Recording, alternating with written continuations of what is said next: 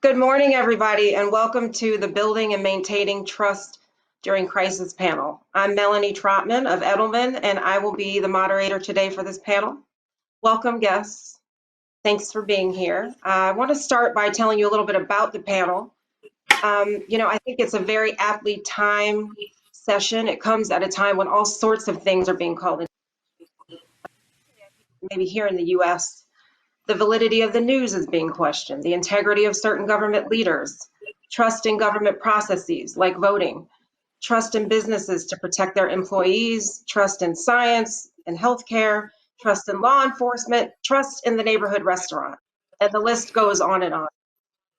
The bottom line is that we continue to face a multitude of crises right now, from COVID-19 and racial reckoning to mass layoffs and financial crisis for many. And it's putting a lot of institutions and leaders in the hot seat as they're faced with seemingly new and never-ending decisions on a daily basis. So we're here to explore how trust can and should factor into those decisions, assessing the state of trust, building trust, regaining trust, maintaining trust. And we have three great panelists here to explore this with. So I want to introduce them. First, we have Lisa Osborne Ross. She is Edelman's U.S. Chief Operating Officer and President of the Washington, D.C. office. Jim Taylor, Vice President of Leadership Initiatives at BoardSource. And Jaap Venema, Executive Vice President and Chief Science Officer at U.S. Pharmacopeia. Welcome. So I think, this is a great panel. Yeah, I think it's a great panel because you each approach the trust conversation coming from very different, but I think complementary vantage points. And I'm going to start by asking each of you to share a bit about your current role and a brief description of your business, what it does, where you operate, who you serve. And then please also state your biggest business challenge at the moment, just the challenge. And Lisa, I'll start with you. The best way to describe Edelman and what Melanie and I do is problem solve from a communication standpoint. Our clients are multinational corporations, countries, brands, and for us, it is about helping people to find their purpose. And so this particular time that Melanie has described, what I have called initially the twin towers of COVID, and then international recognition of systemic racism, and now the third leg of this incoming election. It's an interesting time for us in our problem solving because the problems are clear and apparent, and the counsel that we've been providing, particularly to CEOs as they navigate this, may be some of the most fortifying work that I've done in my career. So I think I answered your question. That's what we do. That's how we do it. And my biggest challenge now is I feel this remarkable need, this sense of urgency that we are on the precipice of significant change. And the biggest challenge I feel like I face in my professional life and as a citizen is to leverage this moment so that it is a movement and not a moment. Great, thank you. Leverage this moment. I think that's a hashtag. Okay, so Jim, please share with us. Great. Well, thank you, Melanie. It's a pleasure to be here with you and with Lisa and with Jaap. As you mentioned, I'm the Vice President of Leadership Initiatives with BoardSource. BoardSource is a globally recognized organization. It's based in Washington, D.C. And we focus on strengthening nonprofit leadership at the highest level, the board of directors. My role is particularly focused on leading our external efforts to amplify issues of diversity, inclusion, and equity, with a special focus on addressing the lack of diversity that we see on nonprofit boards, and the urgency of the need for the sector to do better in that space. We support and we train and we educate nonprofit leaders around the country, and in some cases internationally. We provide lots of tools and resources and research data to increase board effectiveness and to strengthen organizational impact. And we do a lot of work to also serve as a national voice for inspired and effective board leadership. So amplification really important to us. I would say that as we think about our vision of a social sector in which every organization has the leadership it needs to fulfill its mission and advance the public good, our biggest challenge in this moment is to answer the challenge of the sort of multidimensional impact of the pandemic, to answer the challenge of all that's happening around racial equity and racial inequity as it relates to the conversations and the actions that are happening right now, and to find our space sort of within that ecosystem in terms of what we can do most, how we can best serve in our mission in this moment where our mission has probably never been more important. So that's what I see as the challenge, answering the call in this moment. Okay. And that's your hashtag, answering the call. Answer Okay. Answering the call. Okay, yeah. Last but not least. Thank you, Melanie, and great to be here with you and everyone else. So I represent the US Pharmacopoeia, United States Pharmacopoeia, but we are a global organization. We are working in over 150 countries, and we're a mission-driven nonprofit organization. And our mission is to improve global public health. And we do this in a number of ways, primarily by providing quality standards to ensure access to quality medicine throughout the world and also other related programs. So in that sense, our biggest challenge at the moment is actually maintaining our operations, like many of us do, I'm sure, on this call, because we heard the call. Now more than ever, the world needs quality standards with so many disruptions to supply chain, so many challenges that are happening in these unprecedented times.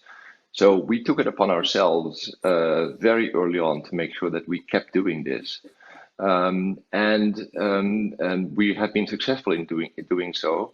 And learning from what we're going through right now is to really look at structurally strengthen the supply chain, structurally make investments, not us, but all of us together, to make sure that we learn from this crisis and be better prepared. And in that conversation, of course, we spent a lot of time looking at equity. For us, it's really important to provide solutions, to provide equitable access to quality medicines, because it's so important.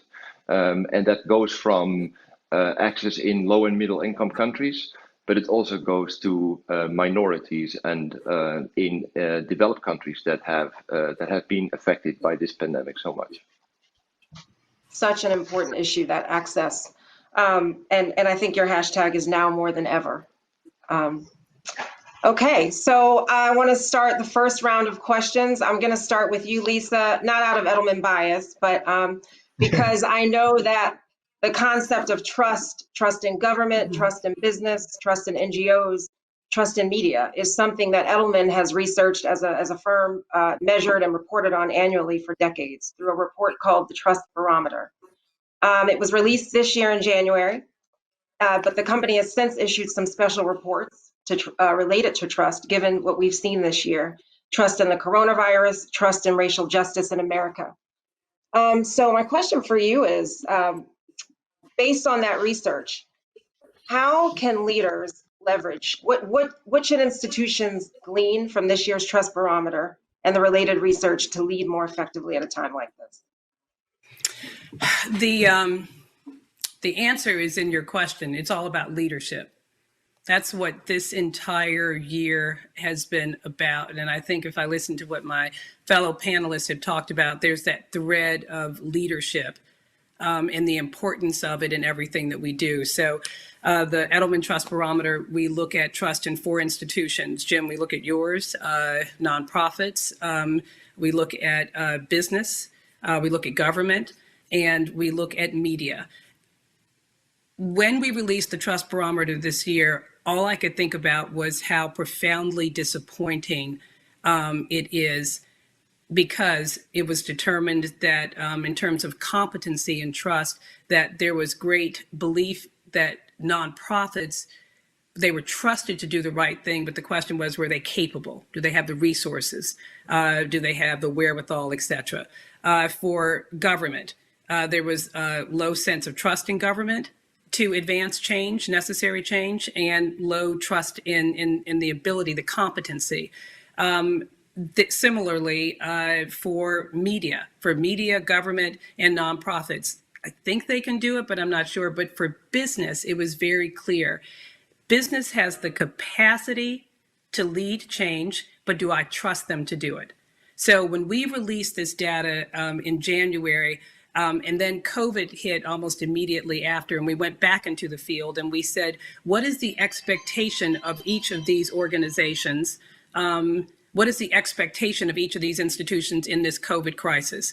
And it was very clearly the thread, leadership. I need business and government to get together and to lead. When George Floyd was murdered, we went back into the field and we asked questions. What is the expectation, again, of all of these institutions, but particularly of business, because we've identified business as a leader. They have the capacity to lead. Will they? We'll see. But they have the capacity to lead.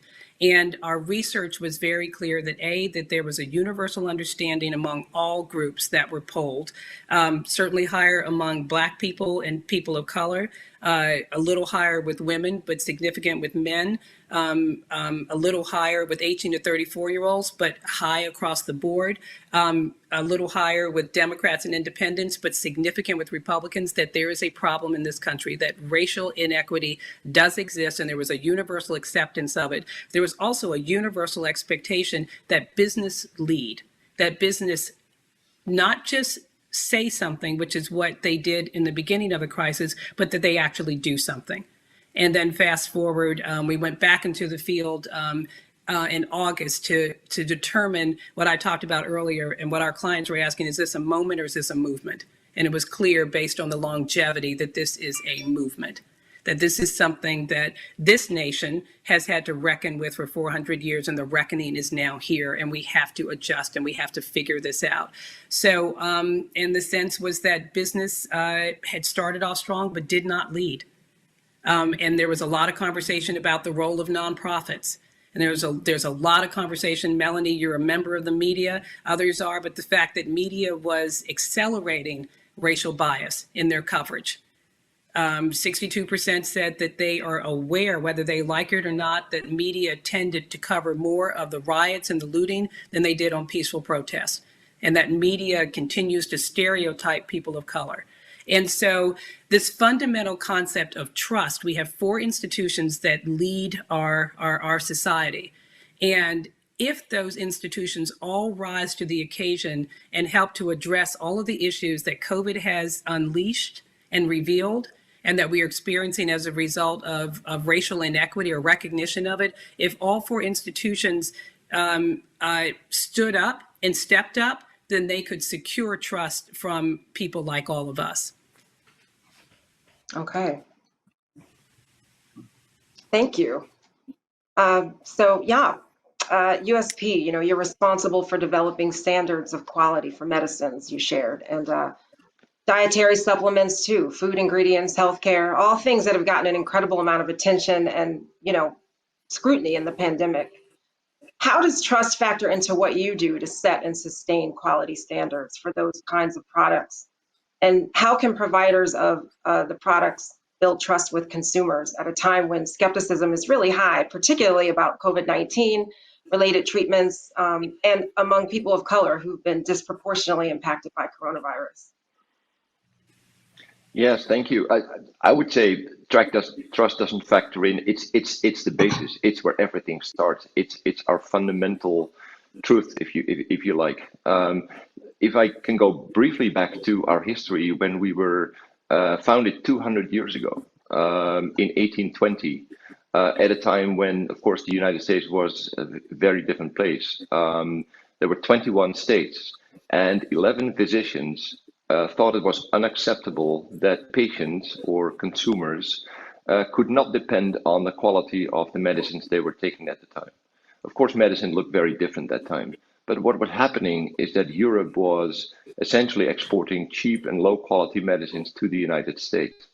And that was thought not acceptable. So that mission, founded by 11 physicians, is still true today, but very much globally so. And to your point on all the aspects that we insume or ingest, from medicines to biologics, drugs, supplements, food ingredients, but also the what I would describe the last mile, the healthcare quality, about what the information is that patients and consumers can take and read in order to ensure that they're getting the right thing. So trust is really where it starts and ends, both with the professional organizations we work with. We are part of a large ecosystem working with industry, with healthcare providers, with regulatory agencies, governments, other nonprofits, that we're working together to build that quality and safety net, if you like, and to do that together. So incidentally, we published a report back in February. We, as part of our 200-year anniversary, and it was called Trust or Consequences. And we asked over 100 experts their opinion on what could be the potential path for health and health equity in the future. Of course, we didn't know that 2 months later, the COVID-19 pandemic was happening. But what was very clear is that there are scenarios where, as a world, we go on a path where we share the equity, we share the innovation, we share the access, and truly make this together. And there were darker scenarios where that didn't happen, where the high quality and the access to medicines and the essential medicines was restricted to the rich and the happy few.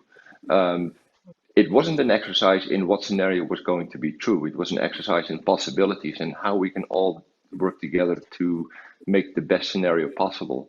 So that spoke to durable and global cooperation, investments into some of the things that I mentioned. Of course, we didn't realize then 2 months later, one of the scenarios started rolling out right in front of our eyes when we saw all the terrible things happening that are happening now. And coming back to equity, we are seeing very unfortunate things going back to also a research report published by the Pew, also the Edelman report, where trust in science and professionals is inconsistent, and it's much lower among groups of minority and Black people and people of color than it is in other demographics, and that's a real problem. We have to address this, and the only way to address this is to go through a difficult conversations and actions to acknowledge and to take real actions to make this happen. So to provide tools and solutions that are not equal to all, but provide the real solutions that these groups need. And that's what we're committed to and that goes from prioritization to communications, everything we need to do together as USP, but again, in the framework of that ecosystem that we're all working in together. So trust is really fundamental. We've always cared about that, to build that and to help build that, to be transparent, to be science-based, and to make it our duty to help and explain why we are doing things and how we do things, and to hold ourselves accountable to being adaptable and making sure we continue to do the right thing. Thank you. A lot of nuggets there. Tailored solutions, that really struck out for me. It's not a one-size-fits-all solution. So Jim, moving on to you. I know that your organization's stated mission is to inspire and support excellence in nonprofit governance and board and staff leadership, and that this includes your role of helping nonprofits have stronger leadership and diversity on their boards. As BoardSource continues to, in your words from a recent blog I read that you wrote, urge the nonprofit sector to commit to taking action on diversifying boards, how does and should trust factor into the ways in which boards go about recruiting and maintaining diverse members? And what do you advise that they do differently, especially at a time when racial inequity has taken center stage? Well, I do think that that trust or lack of trust does play a major role in the lack of diversity that we see on nonprofit boards. And before I get into specifically what I mean by that, I want to provide a little bit of context on the scope of the issue. At BoardSource, we conduct our signature study, which is called Leading with Intent. It takes place every 2 or 3 years, and it tracks current trends and practices related to board leadership in the nonprofit sector. To give you a little bit of a sneak preview of Leading with Intent data that we will be sharing in a few months, our current data indicates that about 86% of nonprofit CEOs in the United States are white, about 77% of nonprofit board members, and about 21% of all nonprofit boards are entirely white. On top of those statistics, we also have data that indicates that boards generally recognize that their board composition is not representative of the diverse communities that they serve, and that the vast majority of boards are not really prioritizing demographic diversity in their board recruitment practices. So when we talk about the urgency that we emphasize on this issue, it comes from our belief that this lack of focus on diversity can be the factor that results in organizations falling short of their missions. Not because these boards are ill-intentioned. We're not saying that at all, but we are saying that there's a likelihood that they're well-intentioned, but they have blind spots that lead to flawed strategies and action plans that may actually work against the goals and objectives that they're trying to achieve. Blind spots that could be avoided if they brought more diverse perspectives into the boardroom. Melanie, you mentioned a recent blog that I wrote back in May that's focused on sort of my reflections on trust and its relationship to racial inequity on nonprofit boards. And in that piece, I talk about how a lack of trust manifests itself in how boards go about the process of recruiting and retaining people of color. First, there's this issue, this barrier of getting connected. Board members are predominantly white, and when there are board vacancies, they will generally reach out to those within their inner circle who are also predominantly white.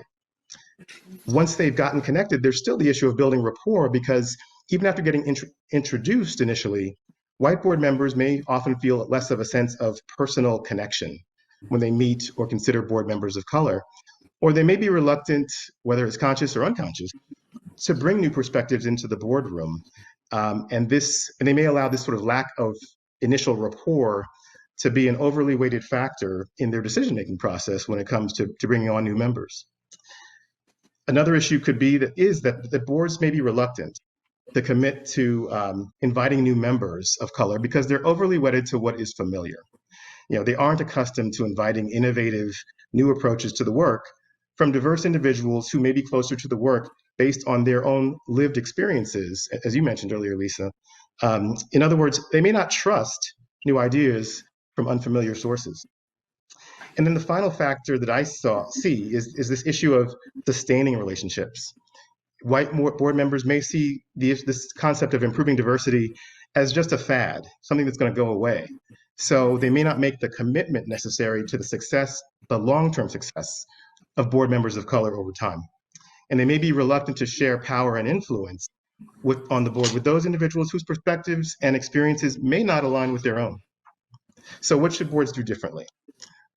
First, I think it's really important for boards to have discussions about these concepts of diversity, inclusion, and equity to make sure that they understand why this matters, how it will make them better to become more diverse in their composition, more inclusive in their culture, more equity focused in how they operate in the world and how they see the issues that they're trying to address. Then once they've established that sort of mindset and the approach, reach out outside their normal networks. Post positions on sites that attract diverse candidates. Look to local chapters of National Professional and Civic Association, thinking about the National Black MBA Association, the Hispanic National Bar Association, National Black Chamber of Commerce, national organizations that have local chapters where there may be some really wonderful candidates. Engage staff in the work. They're closest to the work, so they may have ideas on who in the community might be a terrific new board member who is also a person of color. Engage every board member. Don't just put it on board members of color who are currently on your board to reach into their networks to make it happen. Make it a priority of every single board member, regardless of ethnicity. Everyone can do more. And once you do that, then you're really integrating culture of equity, diversity, inclusion, and equity into your board. And then when it comes to retaining board members, create a mentor or buddy system. When you have new people of color, new diverse members coming onto your board, create a scenario where they've got someone they can reach out to, a go-to person for situations where they may not want to raise issues to the full board initially, but they have someone who's sort of a trusted mentor and buddy that they can talk to first. Add diverse members to your committees on your boards as soon as possible, because that sends the message that you're not just tokenizing, that you're not just bringing people of color on your board for them to increase your percentage of diversity, but you're also really recognizing, yes, their ethnicity, but their skills, their competencies, their lived experiences in terms of how they can make your board better. Make sure that Jim, you I have. think you called that, did you call that a box checking? Or did you call them box checkers? There's a term that you had for that in your blog. Yeah, I did refer to it as checking the box, right? That in fact, you're not really, you're checking it off as if it's just a task. And once you've checked that box, you can move on as if you've accomplished what you intended. So going beyond that checking the box mentality. And I'll just quickly just add too that it's important the boards look at their social inclusion practices. Make sure that what you may have established as something that the board always does on Wednesday nights, the first Wednesday night of the month socially, or the first Saturday in November, make sure that every board member is available to do those things. Make sure it's something that every board member would feel included to do. And if it doesn't work for every board member, then make changes to those longstanding practices and policies. And then the last thing I'll just say on this point is, once you've recruited diverse members to your board, ask them what the recruitment experiences was like. Ask them what worked well for them. Ask them what didn't work well for them, because that's how you get honest, candid feedback and can help you improve your practices as you go forward, so that it's not just a one-time thing. It's not just a fad. You're actually integrating diversity, inclusion, and equity into how you operate as a board. Great. Melanie, I just wanted to add, I hope everyone listening was taking notes, because what Jim talked about is not just germane and appropriate for diversifying boards, but it's literally the same counsel that we would give to corporations. It's the same counsel we would give to government leaders, and the same counsel especially we would give to media. That everything that Jim talked about is exactly applicable for all of those institutions that we study. And I can't help but believe if there was more real, less box checking, but real intent and purpose in this space, that we will be having a different conversation this time next year. Let's certainly hope so. And Jim, thanks for the sneak peek. As a longtime journalist, I love a sneak peek, so appreciate that. We will look out for that report. All right, we're going to go to the next round. Lisa, I'm going to return to you and ask, what is one of the biggest mistakes you see organizations, and you've worked with many, make when they are trying to either build, sustain, or regain trust, or all of those things? There's too many mistakes for me to identify one, Melanie. That's like an unfair question. So give me a little bit of latitude. Okay, I will say, okay, 3.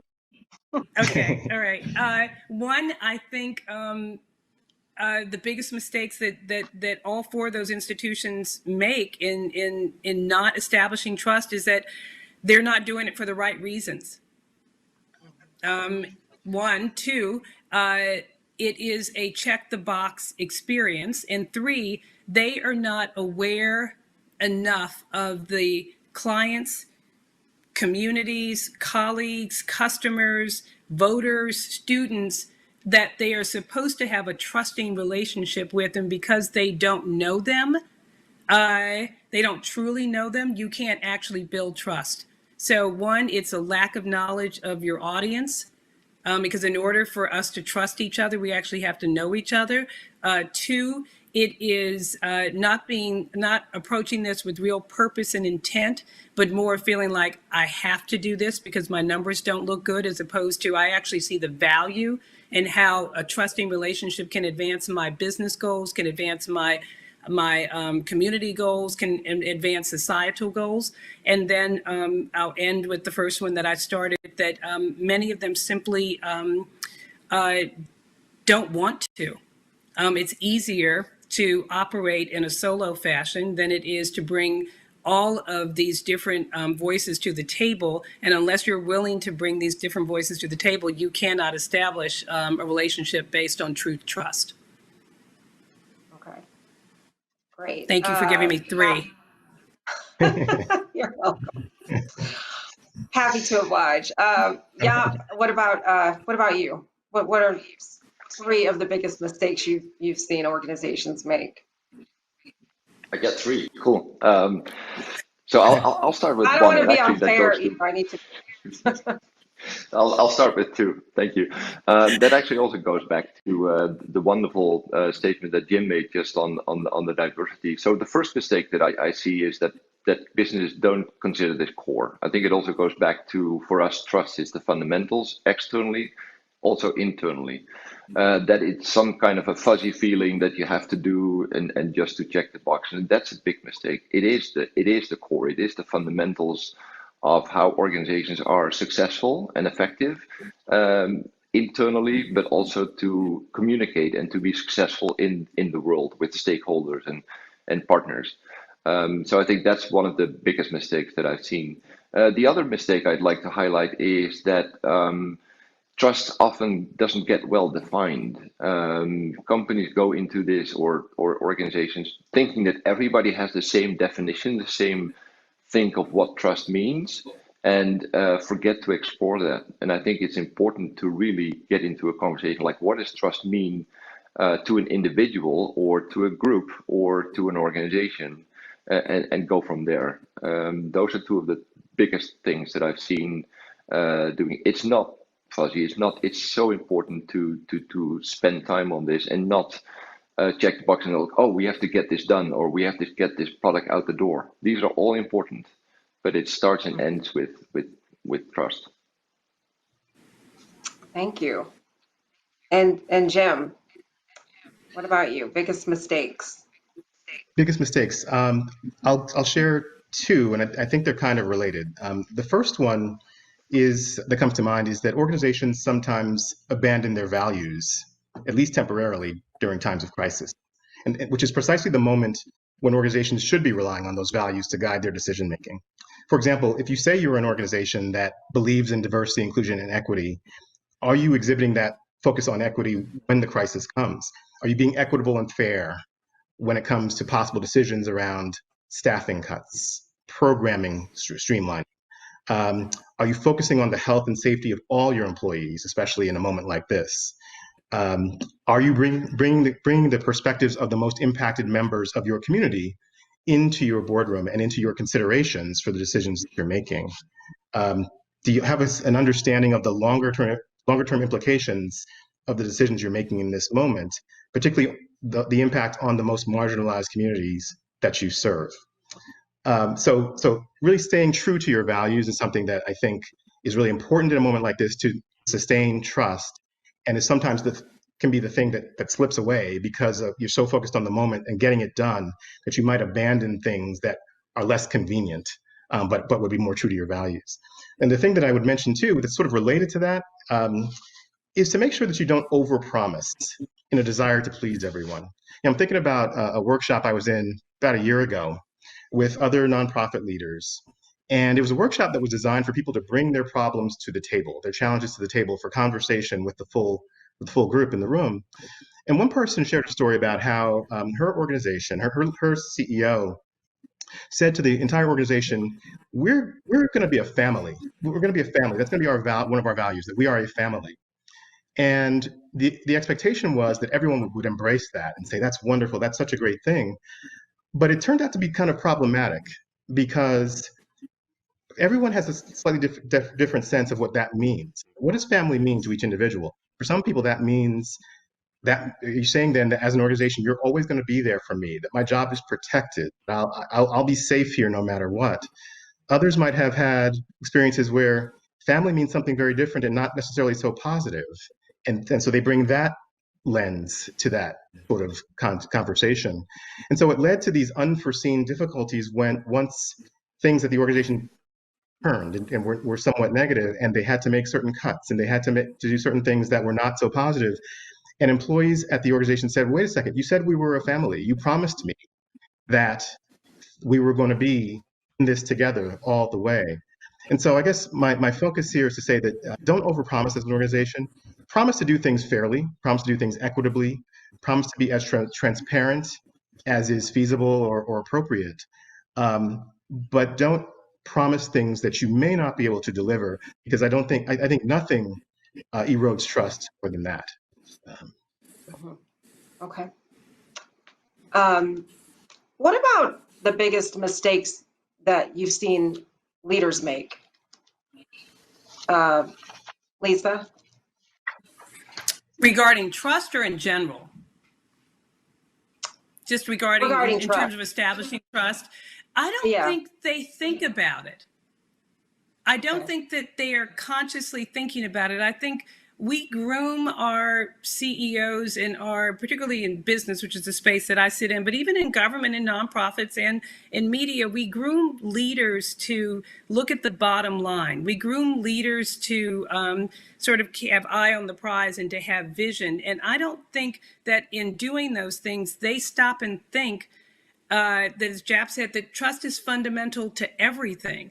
I don't think that they are conscious of the importance of trust. It's one of these things that it's important, it's valuable, it's a foundation, but I don't think people stop and think, all right, in order for me to establish trust with Jim, I have to do this. In order for me to establish trust with Melanie, I have to do this. And in order for me to establish trust with Jeff, these are the things that I have to do. And these are the positive consequences that will come about if I do that. So I just don't think it's conscious. I think it's something that we take for granted, but I think, as all of us have said, it's foundational. And if you don't have it, nothing else works, but we don't think like that. Mm-hmm. No, that's a really, we good don't point. think about it with purpose and intent. And we don't see how it ties to our meeting our individual or collective bottom lines. Yeah. What do you think about that? Leaders, some of the mistakes they make.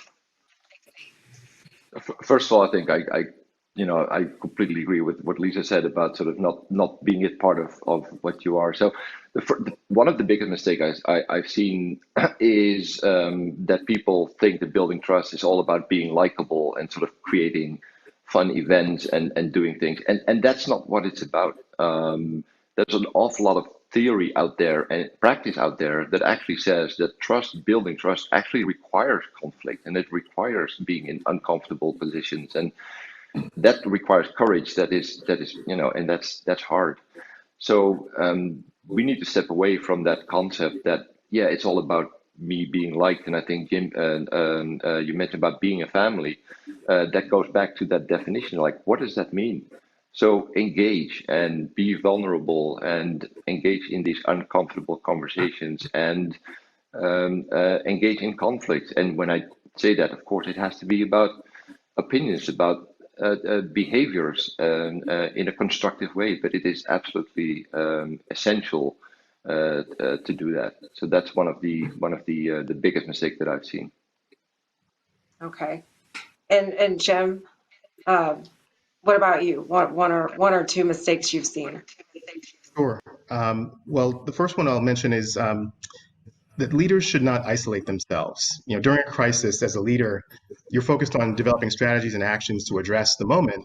And there might be a tendency to work with an inner circle of trusted advisors and other leaders on your staff and on the board, perhaps leave others out. I think it's really important to communicate and maybe even over communicate during times of uncertainty, to be as transparent as you can be and communicate frequently. Try to acknowledge what you know, acknowledge what you don't know, and be really clear about where there is certainty and where there's not certainty. Make yourself available as a leader in a variety of ways. Be available for full staff meetings. Be available to connect in smaller, less formal settings. But the key is really to communicate and to be open to sharing back and forth.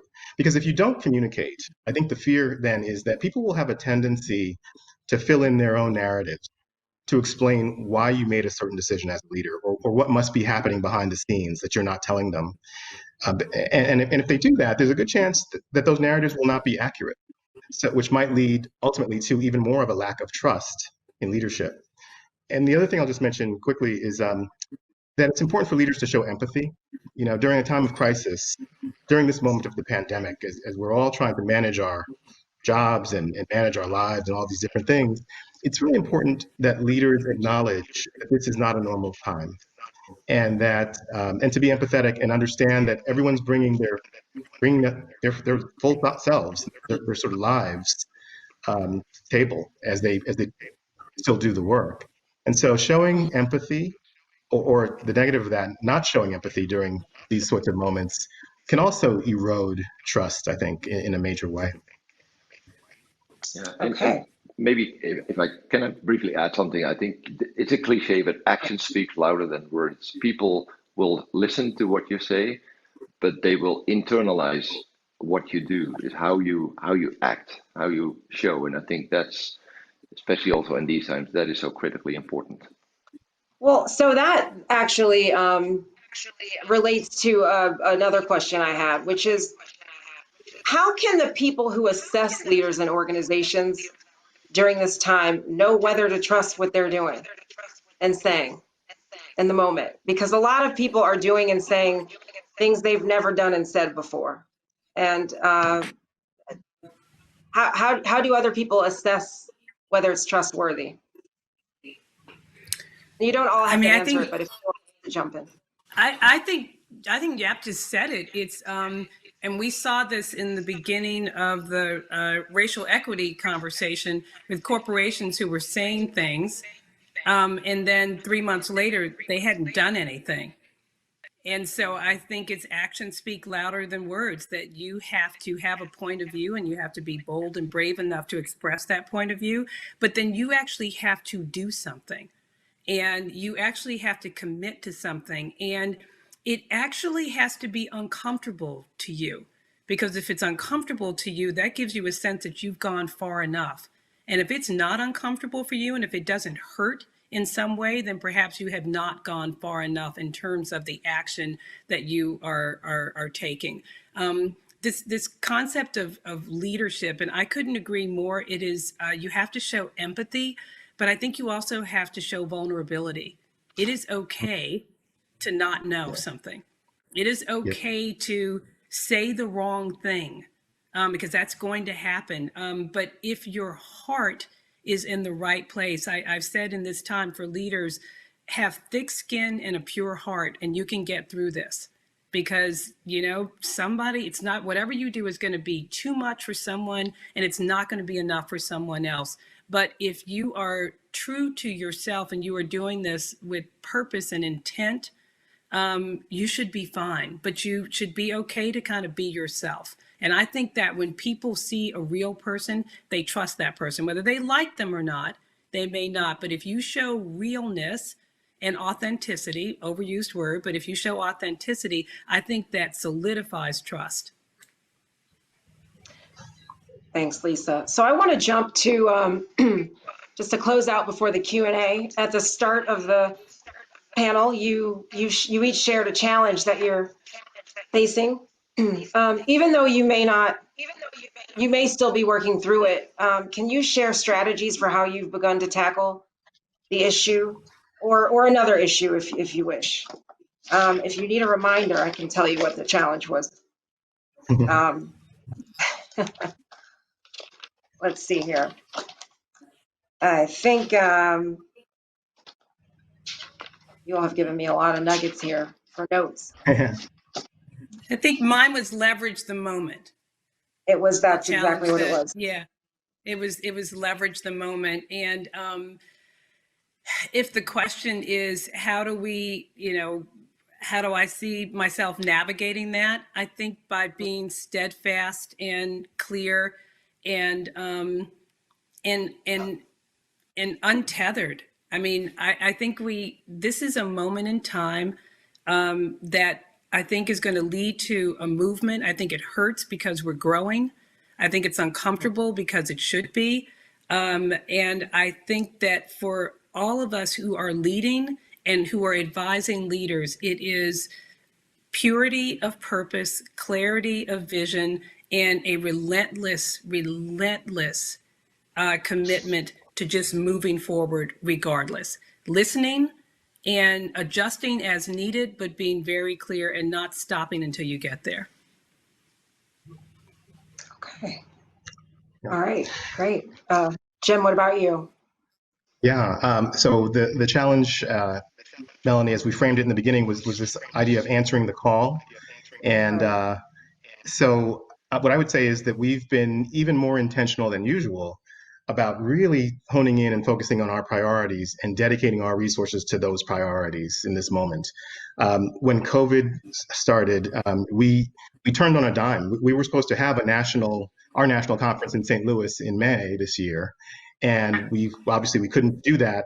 And we immediately turned our focus to answering the call as it relates to providing a specific web page with lots of resources around COVID-19 and creating and curating resources that related to nonprofits, whether it was around fundraising or strategic planning or legal issues, just helping the sector navigate this COVID crisis. We did several Facebook Live events that were focused on COVID and the nonprofit sector. We continue to focus on providing what we believe is outstanding service to our members and to the sector in terms of the tools and resources and research that we've provided. And we have been extremely focused, and particularly, I say this personally as well, particularly focused on diversity, inclusion, and equity, creating and curating tools and resources, conducting lots of training sessions, writing blogs that speak to racial inequity and COVID and the disproportionate impact of COVID on people of color. And so that's how we've tried to answer this moment and try to recognize that, again, this is a moment in which we think about the entire ecosystem and how the ecosystem is affected and our role within it, the role of our fellow stakeholders within it, and how we best serve the communities that are most impacted. Okay, great, thanks. Yeah, I think, yours was sort of now more than ever, and you mentioned just, maintaining, maintaining your operations, that was a big one. It is, and I think that continues to be the case. We're being successful there, but let me give an example of what we did early on in the pandemic and some of the resources that we provided to our stakeholders. So very early on, we were immediately confronted with shortages or problems in areas such as hand sanitizer or personal and protective equipment. That was critically important, not only for the population, but especially for the frontline workers in healthcare and in other sectors. So we had an unprecedented response from both our own organization, but also with working with healthcare providers and regulatory agencies to make sure that we did the right thing to allow and to enable organizations and companies to, first of all, produce the hand sanitizers in the correct way, but also to make them available in the quantities that were necessary in settings where it was absolutely critical. So that's just one example of how that very response, almost overnight, within a couple of days, we set that out, and that continues. So what we're doing now is really trying to already incorporate learnings from what's going on in the pandemic into the world that is hopefully waiting after that. We don't expect, and in some ways we don't want to go back to the pre-COVID world, because we see this as a time where we can advocate and help ensure dramatic change when it comes to the issues that we talked about, the equity and the systemic racism, social injustice, and healthcare, and these are a very, very important part of that. So we are incorporating those changes. All right, well, thank you for that. I think really a great discussion. So many pearls of wisdom there. I mean, I heard, leverage the moment, answer the call. Now more than ever, trust is the basis.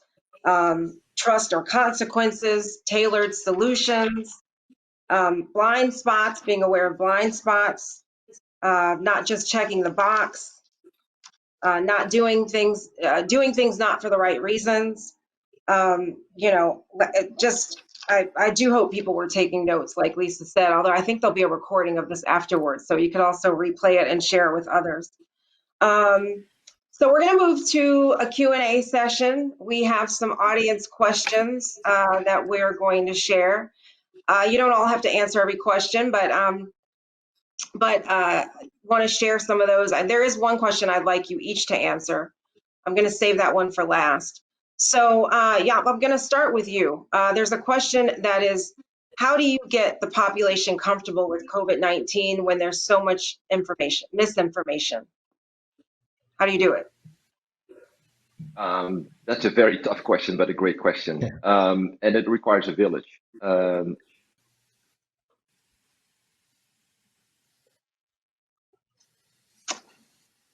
Okay, we'll move on while hopefully we'll get him back.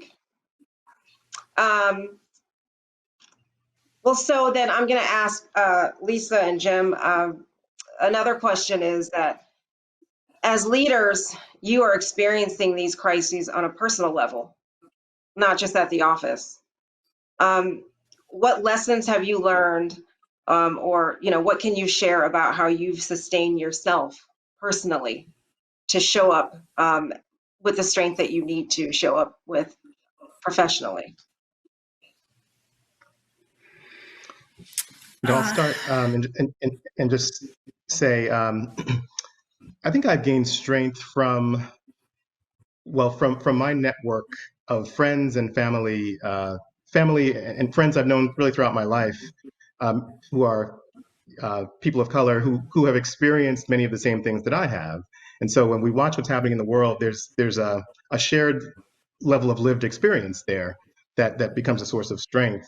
I would just also add that try to take strength from some of the more encouraging signs I've seen that have been happening around us. As one example, I live in Alexandria, Virginia, and just 5 miles from here, in Old Town Alexandria, there was a statue called Appomattox, Confederate statue that stood since the year 1889, I believe. And that statue came down a couple months ago and was taken down voluntarily by the United Daughters of the Confederacy, who had owned that statue, and they did it voluntarily. And this happened shortly after the George Floyd tragedy. But as I think about that happening, symbolically, I think that was such an important moment, because even just a few years ago, it might have felt unbelievable that something like that would have happened, that statue after all those years would have come down. But I think it was a symbol of the change in thinking that has happened over time, from the advocacy that's gone on, and the just the change in mindset that recognizes that when it comes to the inequities in our society, things like that Confederate statue are not who we want to be. That's really not who we want to be as we go forward. And so as I look at things like that are happening around us, and as I draw strength from my own network, that's kind of been my version of self-care in this moment. Okay, great, thanks. Lisa, what about you? I mean, I think, as I have said, I feel like I'm on a mission. Melanie, you work with me, so you probably feel, I hope you feel that I am on I feel the mission. I am on a mission of change. And what has fueled me has been the support, feedback of my colleagues and my industry. That on the darkest days, when I feel like I can't get this client to move in this direction, or I can't get our company to go even further than they already have, and then I get some fabulous note from a junior person in Los Angeles who says, "You see me, and thank you, and please keep pushing on our behalf." Or I get a note from a client that says, "We didn't feel brave enough to make that statement. We didn't feel brave enough to change our jingle. We didn't feel brave enough to revisit our logo or our tagline. And you and your team got me there." And I live off of those. And they have kept me going. They have kept me going, and I'm grateful. Great, thanks. Yeah, we have you back. Yeah, we did. Sorry about the glitch. Yeah, there you are. Okay. So I want to re-ask the question and also clarify, because I left a word out. And the question was, how do you get the population comfortable with the COVID-19 vaccine, not with COVID-19? Because why would any of us get comfortable with COVID-19? So the vaccine. Yeah, most importantly, be transparent about what we're doing and how we're doing it, and to get into that everybody's entitled to have that information in a way that they can make their own choice. When it comes to the unprecedented speed at which vaccines are currently being developed, we need to understand why that is happening and what that means and what that doesn't mean. We have to maintain the same level of scientific rigor and the safety and effectiveness checks that we have, and that is important. But this is all about not hiding anything, being transparent, and collectively engaging in that debate. And that's the basis. That's so important. Great. Lisa, I have another question for you, and this is going to be the last question because we are just about at time. And that question for Lisa, it's what advice would you give to an organization whose external messaging about their focus on D&I is misaligned with how staff are feeling internally, e.g. lip service is what this person said. Yeah, I'm glad you asked the question. When we did our research, the first set of research that I referenced, and we said to all organizations, the expectation of you to lead in this space is high. And these are the 4 things that we tell you to do. 1 is use your influence. 2, advocate and educate internally and externally. 3, and this is where the question comes in, get your own house in order. Because you can't speak externally about something that you are not doing internally. Now, your housemen and CEOs have said, oh my God, we can't say anything because our house is not in order. And my reply has been, guess what? If houses were in order, we wouldn't be in the space that we are. So everybody has to recognize their past, but focus on their future. And for those organizations that are not aligned, employees are the most valuable asset that any corporation has. None of us here can do anything that we do if we do not have our colleagues' support. And so I think a very tactical piece of advice for that question is to be clear with your leadership. Unless what you say externally is aligned with what we are doing internally, we're not comfortable with that. And we are your biggest and best asset, and we are your greatest ambassadors. And we can only be equipped to evangelize on your behalf if we feel it and if these agendas are aligned. And I think the I don't like to use the word threat, but the message is pretty clear, because the 4th thing we said to people is that know that there are consequences if you don't. In this case, know that there are consequences if you do not put your actions where your words are and you don't take a stand against racial inequity that has been revealed for some. Many of us were aware, but revealed for some this summer. All right, thank you. I think that was an apt closing. I couldn't say it better. I'm gonna read the hashtags again. Leverage this moment, answer the call, now more than ever. Lisa, Jim, Jaap, thank you so much for being here. Thank you for having us. I learned a lot from my colleagues, and I'm really grateful to have had the opportunity. Same here. Thank you to you all. Really, really enjoyed it. It was a pleasure, and it's wonderful, and I learned so much. Thank you so much. Look at this. I mean, that was an amazing. I mean, I was riveted. I've learned a lot. I have pages and pages of notes. I am leveraging the moment. I'm going to answer the call. I am doing this now more than ever. Thank you so much to Melanie and Lisa and Jim and Jaap. My phone was going crazy. I was getting texts like, oh my gosh, this panel, it's amazing. Thank you all so much. But now we get to go to the Youth Are Watching part 2. So yesterday we premiered part 1. These youth are serious. Their messaging is real. You can't talk about the future without including the future. So now here's a look at the future.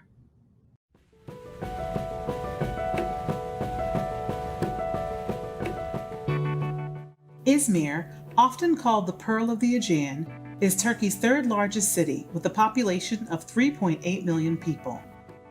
Gunjan Özdemir hails from Izmir but is studying at Bilkent University in Ankara, Turkey's capital city. He is deeply concerned by inequity across all aspects of society and runs a complimentary translation service to asylum seekers from Syria, Iraq, and Iran.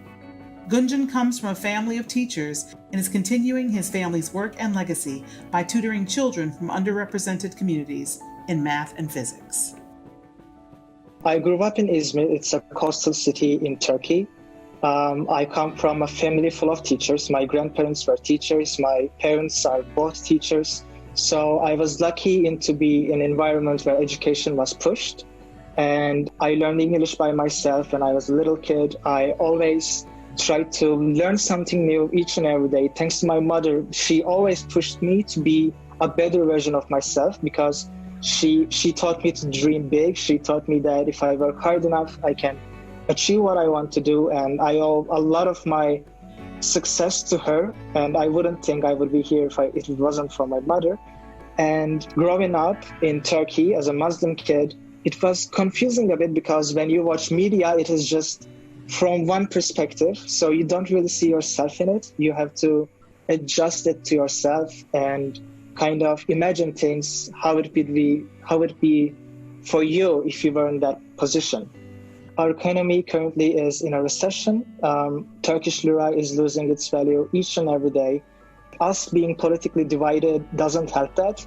In Turkey, there is black or white when it comes to politics. People defend their political parties as if it's a football team. They do not think critically. They take everything as its face value and they stand behind it, even though they know it's wrong, because they want the party that they support to win. But in reality, they have to think about themselves. As a citizen, they have to elect whoever is in the best interest of the public. But in Turkey, it is really hard to have a meaningful conversation about politics because, as I said, people are just so devoted to their political parties. You cannot change their minds when it comes to certain issues. For example, you cannot talk about them in tolerance. You cannot talk about them in acceptance of other sexualities, for example. You cannot do it. And it all comes from the black or white aspect of politics. And if we want to make our country for the better, we have to change that. We have to think critically. When it comes to COVID-19 and Turkey's response, I believe that so far we have done a good job, especially when I watch the news and see some people around the world are against masks for some reason. And those countries are referred to as first world countries. And I grew up people telling me that if you want to have a better life, you have to live in those countries. Those people in that are just so tolerant. They are educated. They are the people that you want to be living with. And now when I watch the news, I see that, was it a propaganda? It almost feels like propaganda because when I see the actuality of it, when people face a crisis and see what they can do, it is almost feels like a fiction. In Turkey, I can say that masks are mandated. There are no ifs and buts around it. If you want to go outside, you have to use one. And I haven't seen any protests going around. And this is especially surprising considering the fact that Turkey is by many an underdeveloped country. And if you ask other people, they will say that it is full of uneducated people. And it is just the impression that people have of Turkey and countries like Turkey. But I guess it just goes to show that a strong community can stand against anything. I come from a family full of teachers. I am not afraid if my mom goes to school and gets sick. I know that it is going to be distant. She will not have to go to school. I will not have to worry each and every day if my mom will come home well. But I see in the other parts of the world, schools are opening, and it is especially concerning when you consider the fact that teachers are mostly underpaid. When you force them to risk their lives just for economic reasons, it is just, to me, really sad. This was a test, and it showed the true faces of many governments and many people. This is Rio de Janeiro, a densely populated city of 13.5 million people in southeastern Brazil. Cesar Varela is a young activist who has coined his activism Artivism. A well-known performance artist who tells stories of injustice through his art, here he talks about his artivism, life in Brazil, and the realities of life in favelas and beyond for Afro-Brazilian people. Então, o ativismo, ele se apresenta para mim mais na prática do que na teoria no começo, né? Eu praticava antes de entender o que eu estava praticando. Então, eu sempre fui muito questionador e acabava que eu estava praticando o ativismo antes de entender o que era o ativismo. E em relação ao ativismo, ele vem para mim porque eu expresso meu ativismo através da linguagem artística, né? Então, a gente usa esse termo artivismo, que é o ativismo político, que é a arte política, né? A arte que reivindica, a arte que não é só arte pela arte, é a arte que tem alguma coisa a dizer, né? E no nosso caso, nossos corpos, a gente tem muito a dizer. Então, quando a gente começa a entender a situação racial do nosso povo no país, seja nesse ou em outro, a gente começa a se incomodar. E aí, quando a gente tem consciência do que realmente está acontecendo, né? Porque quando a gente é muito novo, a gente se incomoda, mas a gente não sabe com o que a gente está se incomodando. Então, quando a gente começa a ter consciência desses atravessamentos, a gente quase que instantaneamente começa a responder a eles, né? A gente começa a reagir a eles. E seria impossível para mim não reagir a isso tendo consciência do que é, sabe? Então, o ativismo veio para mim como uma imposição, como mais uma imposição do povo branco, né? Eu não gostaria de ser ativista, eu gostaria de estar fazendo outras coisas, mas eu sou forçado a ser ativista, sou condicionado a ser ativista porque o racismo existe e eu não posso ignorar. Os maiores desafios aqui no Brasil é a nossa polícia. A nossa polícia ela é uma polícia genocida, ela é uma polícia racista, que ela não está aqui para nos proteger, né? Digo a mim. Ela está aqui exatamente com essa função de extermínio, tanto que a gente teve um problema muito grande, que era a questão do isolamento. Nós tivemos mortes por operações policiais que invadiram casas de pessoas pretas que estavam em isolamento. Então, nem o direito dessas pessoas se manterem em isolamento elas têm, né? E aí, isso também influenciou com que a gente fosse para as ruas, né? Muitos do movimento negro fossem para as ruas reivindicar, mesmo com a pandemia crescendo aqui no Brasil. Então, as pessoas abriram mão de se preservar da pandemia para lutar, entendeu? E para expressar a sua revolta contra a polícia que não estava deixando elas ficarem isoladas. Porque o que adiantaria manter o isolamento para não pegar a doença se a doença que mais mata, na verdade, é a polícia e ela invade a nossa casa, entende? Então, eu acho que não é um problema só da pandemia, sabe? Não é um problema de agora, é um problema que já vem há tempos, mas a polícia, eu acho que é um dos maiores problemas que a gente tem, dentre tantos, que a gente tem outros. Então, eu acho que frisar a polícia como o nosso maior inimigo, em conjunto com o Estado, é importante. É importante porque as pessoas pretas aqui no Brasil e as pessoas pretas de periferia não têm o direito de se manterem preservadas da doença, não têm direito de fazerem isolamento, seja por causa da intervenção policial ou seja por condições financeiras.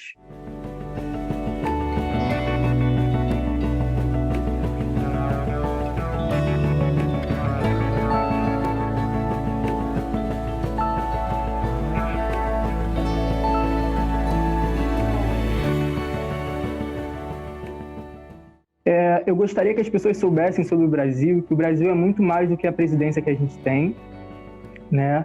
O Brasil é muito mais do que floresta também, mas é floresta também. E que o Brasil, ele tem um grande potencial, né, na sua juventude.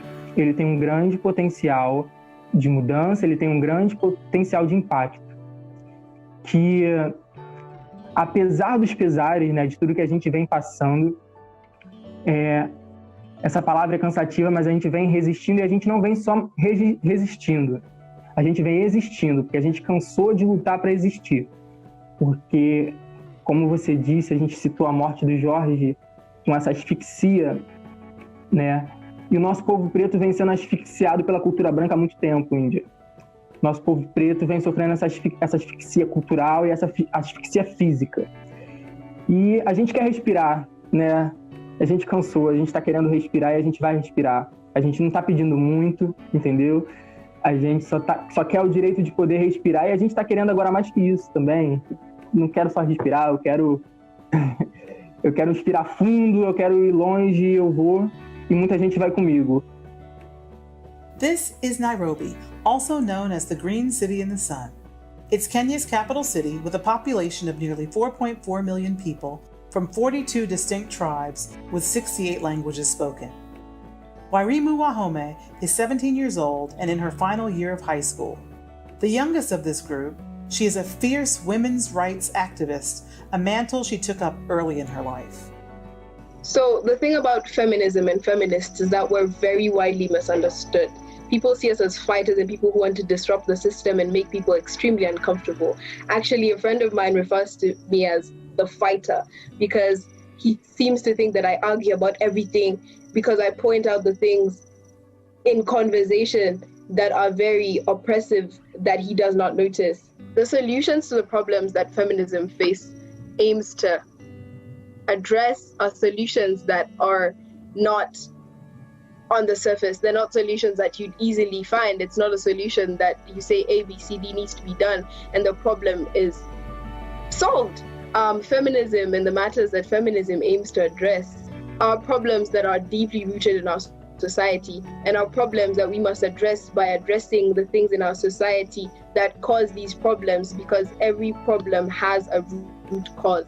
And if the root cause of a problem is the people and how the people relate with one another and what the people believe in, then those things must be addressed and not necessarily changed. After the incident involving George Floyd, we saw the video, we were all very upset, and many people started talking about, before there was an American dream, there was people who really, their goal was to move to America and live there because they'd barely seen the injustices that happened in America. Many of my friends who wanted to go to uni in the US, many of them backtracked and decided to look into unis in Kenya and Africa, which is a great benefit to our continent because it reduces brain drain.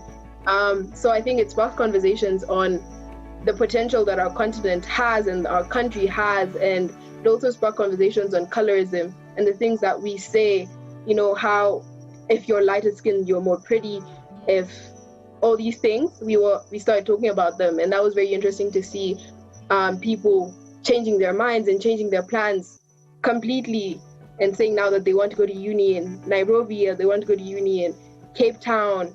We started to talk about also how the police treat people, not based on race, but based on social stratification, because now people started to notice that, in fact, it is a fact that if a policeman meets somebody who is wealthy, they're more likely to get out of that situation than somebody who's not.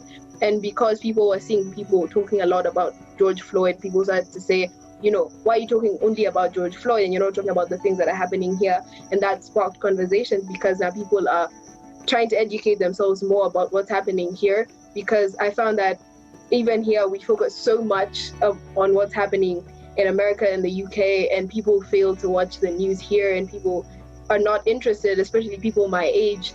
They'll watch BBC, but they won't watch the local news. So they know a lot, but they don't know a lot about where they are and the people who are around them and what's going on around them. So that was pretty interesting as well, the effect of one person on the world. This is New Zealand. It has a population of 4.8 million people, with about 17% of those being Maori, the indigenous people of New Zealand who are most well known for the haka. Arizona Ledger is a 24-year-old of Maori and Samoan, Tongan, Fijian heritage living in Auckland. While she says that her indigenous heritage means that activism is a way of life, she is well known for creating awareness around the plight of Maori youth and advocates for the importance of representation and intersectional feminism. I think as Indigenous people, but also here in Aotearoa as Māori, so ko tūmona te tangata, ko tinana te waka, ko whangatau ātia te maunga, ko kāreri kura te moana, ko korau kore te marae, ko Ngāti Moroki te hapu, ko te rārua te iwi, ko Arizona Ariki, Nōwhali I Leja aho. So what I've done there is acknowledged the rivers, I've acknowledged the mountains, I've acknowledged the marae, or the house that raised my lineage, my Māori lineage. I've said that my name is Arizona Ariki Nofwali Ilejer, and essentially what comes with me is everything that is around me into this conversation. It protects me, it guides me, and it continues to help inform the decisions that I make as a person every single day. I guess my name proves that I'm a product of my ancestors' sacrifices, and it reminds me that I'm responsible for paying forward the efforts of their sacrifices for our future generations. The concept of activism really revolves around, the idea of we needing to fight for or bring about political and social change. I truly believe that our ancestors were warriors, so we've always been warriors from the womb. So when you come from a space or come from peoples who have been marginalized their entire lives or have been, colonized or have been oppressed, it's natural that you are fighting for a change in political and social systems. So I truly believe we are all activists if you come from those communities. So I wouldn't say I was necessarily drawn to activism, but I think there was a part in my heart that knew that currently in our political and social systems, things aren't right for some of our people. And for some of our people, those are the people that are either from my bloodline or belong in the circles that I find myself in. So if we're not getting treated right, we're going to fight until we are treated right. So I think the evolution of my activism per se came from the fact that we continue to find spaces and gaps in our lifestyles that are highlighting that we truly aren't being treated equal to our neighbor. We are not existing in a space where one can walk safely down the road just as safe as another person, where one will not receive the same amount of pay for doing the exact same job as another person. So until that is done right, I will continue to be an activist my whole life. I'm going to be a bit bold right now and say that even though outwardly we are looking like a leading example in a lot of spaces, we've got a heck of a lot to work on. And it's kind of tough to see us as leading examples on the outward, because we truly are the result of inequality in our own country. There's been a lot of learning that has come from not only George Floyd's death, but about our ability to be allies and be accomplices of different people's situations.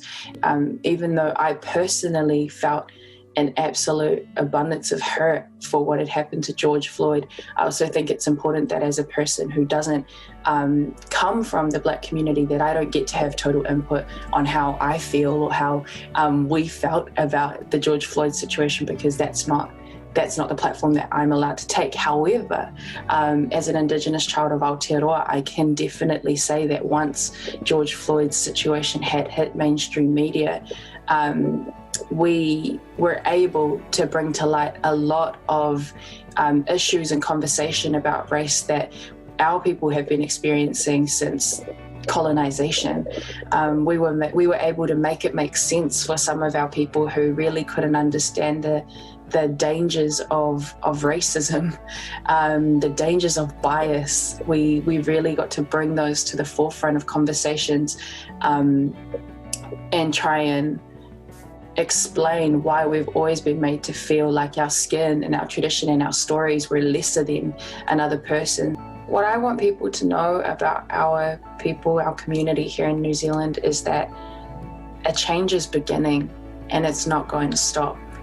We have young people who are ready and fired up and want change and want to create the outcome that our ancestors dreamed of. Our young people are the reality of our ancestors' dreams.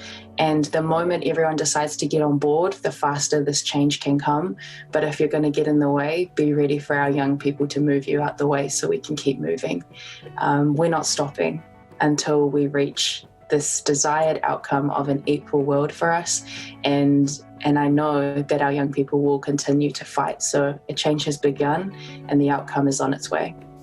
One thing that I would like to tell business people is that the people who are buying for their businesses might not be the people that they are expecting to be buying from the businesses. So they might need more of a bottom-up structure in terms of figuring out the needs of the people that they are serving, instead of just coming up with ideas and then pushing them out and expecting people to buy them. Part of the bottom-up method is going to involve talking to the people who they might not have talked to before, hiring people who they may not have hired before, and just being able to create a more inclusive, more diverse, more well-rounded environment. I just think that being able to have diversity inclusion and truly be able to say that instead of just meeting markers and meeting metrics for optics' sake or to fit into a box and pretend to be socially active and socially engaged is going to be what they need to do for the future. Though it's great that everyone has started taking notice, there is nothing worse than diversity for diversity's sake, or there's nothing worse than pandering because you feel like you have to. You need to be a diverse business because that's what the world needs. You don't need to do that so that you look good. Don't hire a black person and be like, oh, that's it. No, you need to ask their opinion. You need to make them feel valued. You need their input, because black people contribute so much to the economy and so much to culture that their opinions are really needed. I would say listen to your constituents, and if a subset of your population, like a minority, are upset, don't just disregard them. Listen to them, see how you can help, instead of just dismissing them because the problems that they face you don't see or they don't affect you. I want world leaders and business leaders to embrace diversity. There are a lot of talented kids all around the world that are waiting for their moment to shine, but since they don't have the privilege and resources to do so, they go unnoticed. Some people, when they heard the term diversity, they think of political things. It is not political, it is giving everyone the same chances to live the life they want to live. Equality isn't possible without equity, so business leaders have to do the job if they want to be on the right side of the history and provide an equal level field. Because when it is all said and done, these actions will be visible. If they have stood silent, it will be visible. If they have done their job to provide an equal level field, it will be visible. And it just means everything for millions around the world. That support is just immeasurable. I wish that it didn't take a black man dying in just so companies would realize that they have to invest in diversity and have to handle conversation like race and equality. Keep in mind that when they're gone, we'll be left with this planet, and that our environment needs to be preserved, because the earth, we have only one. And at the end of the day, we'll have to deal with the consequences of the decisions that they're making now, and to make job opportunities more available to people from all walks of life, especially in Africa, because I have a strong passion for Africa, and the understanding that these people are seen to be less than and to be besides from what is supposed to be, then their lives are so much more difficult. I would want business and world leaders to check their platform, check their privilege, understand how much they have, and then move out the way and give the mic and the platform to our young people, because it will be our responsibility as the future generation to restore the effects of what's going on for us at the moment. And whilst we are grateful for what has been laid down for us already, this change is coming faster than we would have expected. And so now it's time for you to use your platform to create and affect change by moving out of the way and offering those platforms to our younger generation, so we can get started on recovering our world, on recovering our nations, and on recovering the state of what our people have to live in at the moment. Está entendendo de onde veio, está enxergando para onde vai, não está deixando mais ninguém ditar para onde ele vai. Né, a gente tem agora a percepção de possibilidades onde a gente pode chegar, todo mundo pensando grande, todo mundo querendo chegar longe.